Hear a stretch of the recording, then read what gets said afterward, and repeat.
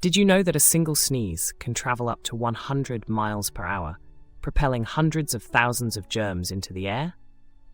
Human sneezing is not just a random reflex. It's the body's natural mechanism for clearing irritants from the nose or throat.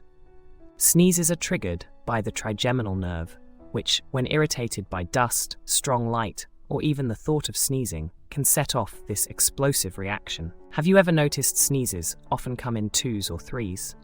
That's because the first sneeze drums up the irritation, and subsequent sneezes aim to clear it.